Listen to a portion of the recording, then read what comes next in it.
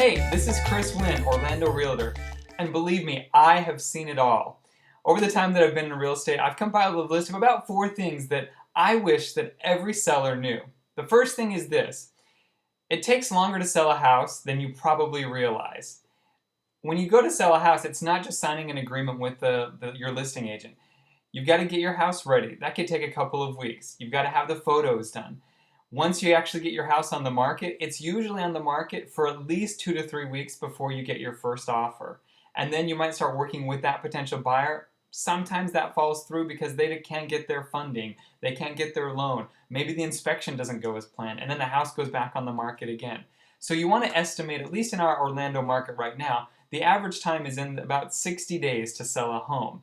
So just to be safe, you want to plan between about 2 to 4 months from the time that you decide to sell your house and sit down with an agent to the time you actually sit down at the closing table and sign your house away.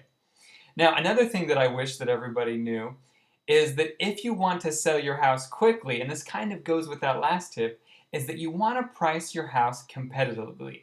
In some cases, just even slightly below the market. That's going to give your house the most exposure. Buyers are smart. They're going to compare your house to the ones that are listed slightly above the price range and realize what a great value yours is. It's also going to create that psychological feeding frenzy where everyone knows this is amazing, it's right at the right price, and everyone's going to, kind of jump on it. In which cases, sometimes that can drive your listed house at $200,000 back up to $210,000 or even more. So that actually can be a tip to help you move your house pretty quick.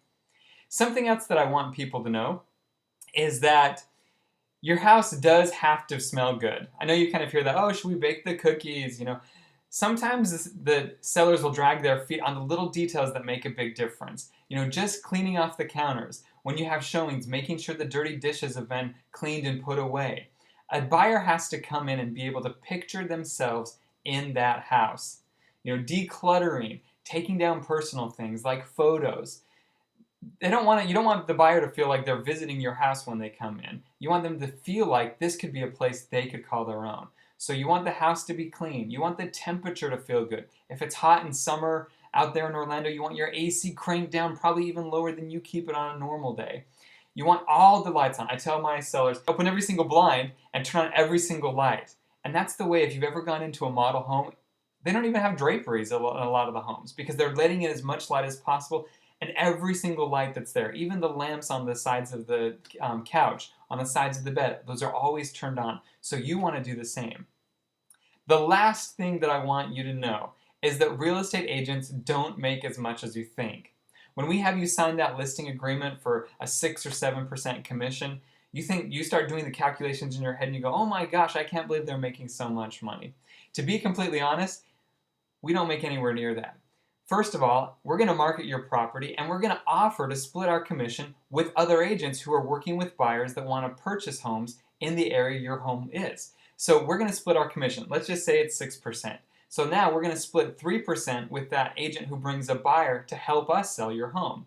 Then that money, by the state law in Florida, it has to go back to the broker. And there's different splits that brokers have with their agents. In my particular case, the broker is going to get about 1%. So that leaves me 2%. Now when you do the math, it's not as much as you think that I'm making, is it? But it is a cost for us to take care of the showings, to market your house, to send out flyers, mailing, to get it to all the different sites on the internet, to pay for the signage, to pay for the flyers, to pay for gasoline and everything else. We really don't make as much as you think. So when you see that 6 or 7% commission on the agreement, just realize that's kind of an industry standard and that we're not walking away with every single penny. So hopefully those are a couple of things that kind of put you as a future seller a little bit ahead of the game. If you have any questions, I'd love to hear them. In fact, you can contact me directly with the information at the end of this video or even give me a call. I'd love to tailor my videos to those things that you would like to know. Besides that, I'd love to help you buy or sell a house, so send your information my way and I'll be glad to help you out. Have a good one.